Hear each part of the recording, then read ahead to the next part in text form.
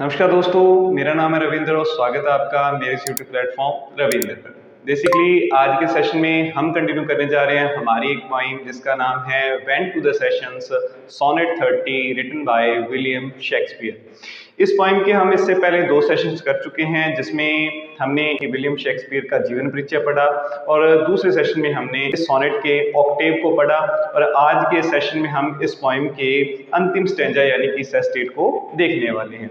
जैसे कि हमने इससे पहले वाले सेशन में पढ़ा कि जो विलियम शेक्सपियर हैं वो अपनी अतीत की कुछ बातों को याद करके दुखी हो रहे हैं एट प्रेजेंट के अंदर, यानी कि यूं तो कहीं भी उन्होंने अपॉर्चुनिटीज खो दी हैं, उनको लेके वो दुखी हैं। कुछ उनके साथी मित्र थे, एक तरह से कहें कि उनको उन्होंने खो दिया है तो उनके प्रति वो दुख जाहिर कर रहे हैं। वो कहते हैं कि जब वो अकेले बैठते हैं तो अक्सर उनके दिमाग के अंदर पुरानी बातें या पुरानी अपॉर्चुनिटीज आ जाती हैं जिनको वो पूरा नहीं कर पाए, तो अब उन्हें उनके बारे में सोचकर दुख होता है। तो आइए आगे बात करते हैं कि सेस्टेट के अंदर वो क्या कहते हैं। देखिए, then can I grieve at grievances foregone and heavily from woe to woe tell ever the sad account of the forebemoaned moan, which I knew pay as if not paid before. But if the while I think on thee, dear friend, all losses are restored and sorrows end। यानी कि इस sestet के अंदर भी यूं कहें कि जो पॉइंट हैं वो दुखी हैं, लेकिन अंत की जो 2 लाइनें हैं उसके अंदर वो खुश हो जाते हैं। कहते हैं कि वो पुरानी जो एक तरह से कहें कि बातों को मैं याद करता हूं तो और ज़्यादा दुखी होता हूं, लेकिन अचानक वो कहते हैं कि जब उनको अपने पुराने मित्रों की याद आती है वो एक तरह से कहें कि खुश होते हैं, रिकवर होते हैं। तो जैसे कि हमने एक तरह से कहें कि वैसी ही तस्वीर ली है जैसे कि पहले वाले ऑक्टेव में ली थी, रेफरेंस के रूप में यहाँ पे तस्वीर है कि यहाँ पे जो विलियम शेक्सपियर हैं वो एक तरह से क्या है, खुश नजर दिखाई दे रहे हैं और इनके आसपास कुछ हमें क्या दिखाई दे रहे हैं, फिगर्स दिखाई दे रहे हैं जो किसको रिप्रेजेंट करता है, इनके दोस्तों को रिप्रेजेंट करता है, यानी कहने का मतलब जिनको ये अब खो चुके हैं।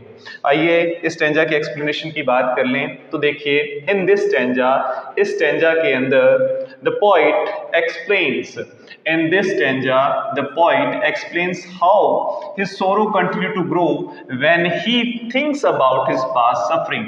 वो कहते हैं कि किस तरह से उनका जो दुख है, उनकी जो सोरो है वो बढ़ती जाती है जब वो किसके बारे में सोचते हैं, पास्ट सफरिंग, यानी कि अतीत की कुछ बातें या अतीत की कुछ घटनाओं के बारे में सोचते हैं तो वो और ज्यादा दुखी होते हैं।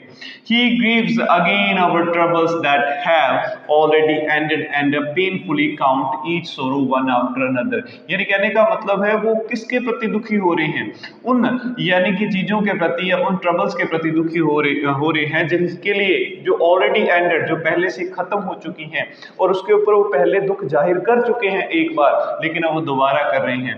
पेनफुली काउंट्स ईच सोरो वन आफ्टर वन अनदर, यानी कि वो एक एक करके उन सारी बातों को याद करते हैं। एज इफ, मानो कि keeping a record of his grief, मानो कि वो क्या कर रहे हो, अपने दुखों का एक रिकॉर्ड संजो रहे हो या बना रहे हो। The poet feels as though he is paying once more for losses he has already mourned in the past। कवि यहाँ पे कहते हैं कि वो उन दुखों के प्रति दोबारा एक तरह से कहें कि दुखी हो रहे हैं जिनके लिए वो पहले पास्ट में कभी दुखी हो चुके हैं, दुख जाहिर कर चुके हैं, विलाप कर चुके हैं, और वो दोबारा making his sadness feel renewed and heavier. उन्हें लगता है कि जब वो दोबारा उन दुखों के बारे में सोचते हैं, उन परेशानियों के बारे में सोचते हैं या उन मित्रों के बारे में सोचते हैं जिनको वो खो चुके हैं, तो वो और ज्यादा एक तरह से कहें कि उनका जो दुख है वो रिन्यू हो जाता है, नया हो जाता है, एंड हैवियर, और पहले से ज्यादा भारी या बोझ वाला लगता है। However, there is a sudden and hopeful change in the mood in the final 2 lines। अब इस सेस्टेट की हम 2 अंतिम पंक्तियां देखते हैं तो अचानक से कवि के मूड के अंदर एक तरह से कहें कि बदलाव आता है और वो क्या कहते हैं। When the poet thinks about his dear friends, जब कवि अपने प्रिय मित्रों के बारे में सोचता है, all his losses seem to be recovered and his sorrows completely disappear। यानी कि जिन चीजों को भी उन्होंने खोया है वो चीजें उनको ऐसे लगती हैं कि वो रिकवर हो रही हैं या एक तरह से कहें कि उनका पुनर्भरण हो रहा है। The memory of this friend brings comfort, वो कहते हैं जिस मित्र को याद करके वो दुखी होते थे, अब उसको याद करके वो एक तरह से कहें कि उनको क्या मिल रहा है, कंफर्ट, आराम मिल रहा है। इमोशनल हीलिंग, भावनात्मक रूप से वो क्या हो रहे हैं, सही हो रहे हैं। एंड पीस, और उन्हें शांति मिल रही है। ट्रांसफॉर्मिंग ग्रीफ इनटू जॉय, जो जो दुख है वो किसके अंदर रूपांतरित हो रहा है, खुशी के अंदर, जॉय के अंदर रूपांतरित हो रहा है, बदल रहा है। दस इसलिए the stanza highlights the power of friendship to overcome pain, loss and regret. यहाँ पे हम कह सकते हैं कि ये जो स्टेंजा है वो किसको रिप्रेजेंट करता है, फ्रेंडशिप को। जिस तरह से वो अपने मित्र को याद करते हैं और याद करने के बाद वो कहते हैं कि मेरे जो दुख हैं वो कंफर्ट में बदल गए, यानी कि मेरे दुख कम हो गए और मैं खुश हुआ।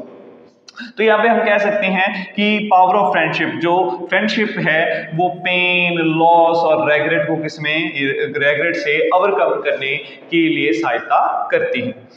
आइए इस सेस्टेट के अंदर आए हुए पोएटिक डिवाइस की हम बात कर ले। तो देखिए, सबसे पहले इस सेस्टेट के अंदर एलिट्रेशन का प्रयोग किया गया है। Repetition of same consonant sound at the beginning of near by words, तो जैसे ग्रीव एट ग्रीवेंस, तो जी आर जो साउंड है वो रिप्रेजेंट हो रहा है। वो टू वो, डब्ल्यू साउंड यानी कि रिपीट हो रहा है। फोर बिमोन्ड मोन, तो एम साउंड यहाँ पे क्या हो रहा है, एक तरह से कहें कि रिपीट हो रहा है, तो यहाँ पे एलिट्रेशन है। रिपीटेशन की बात कर लें तो रेपिटेशन ऑफ द वर्ड्स और आइडिया स्ट्रेस इमोशन, यानी कि जो शब्द बार बार रिपीट हो रहे हैं।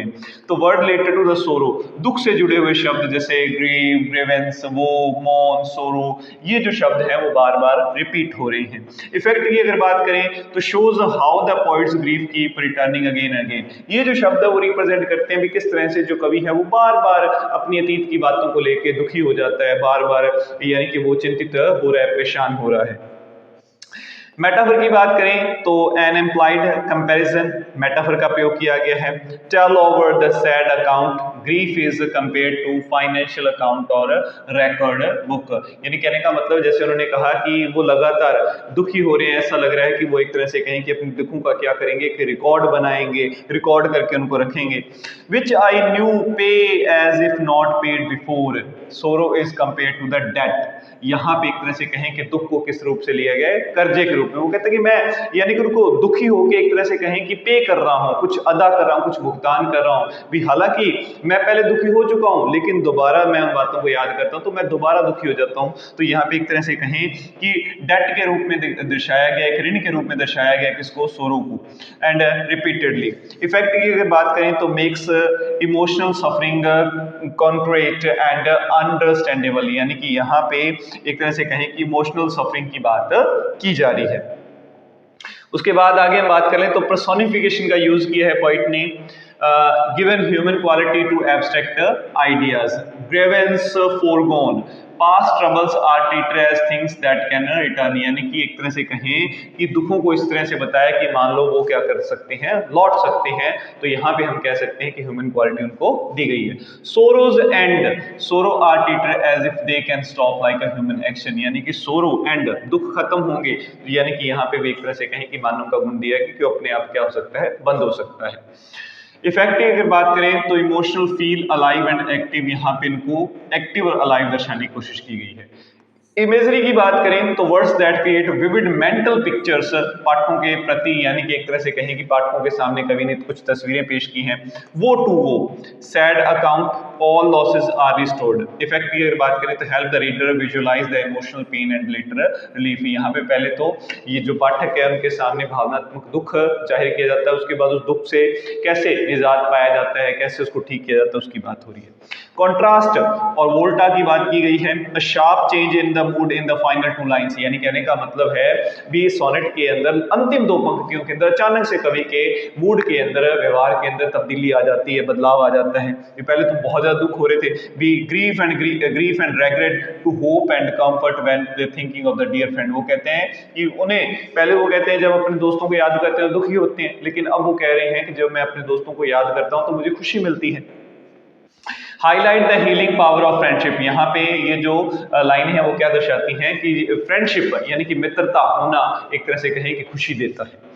टोन की अगर बात करें तो फर्स्ट पार्ट जो है वो सोरोफुल, हैवी एंड रिफ्लेक्टिव है। फर्स्ट पार्ट की अगर इसकी बात करें तो वो सोरोफुल है, दुख को जाहिर करने वाला है, विलाप करने वाला है। और फाइनल कपलेट की बात करें तो होपफुल और कंफर्टिंग है, यानी कि एक तरह से कहें कि सेस्टेट के अंदर 4 लाइनें तो दुख को जाहिर कर रही हैं और अंतिम जो कपलेट है, अंतिम जो 2 लाइनें हैं वो किसको रिप्रेजेंट करती हैं, एक तरह से कहें कि कॉम्फर्ट को रिप्रेजेंट करती हैं, यूं कहें कि रिकवरी को रिप्रेजेंट करती हैं। तो बेसिकली आज के सेशन में हमने इस पॉइंट को कंप्लीट किया। आशा करता हूँ कि ये जो पॉइंट है आपको समझ में आई होगी। मिलते हैं किसी अगले सेशन में नई पॉइंट के साथ, तब तक के लिए धन्यवाद।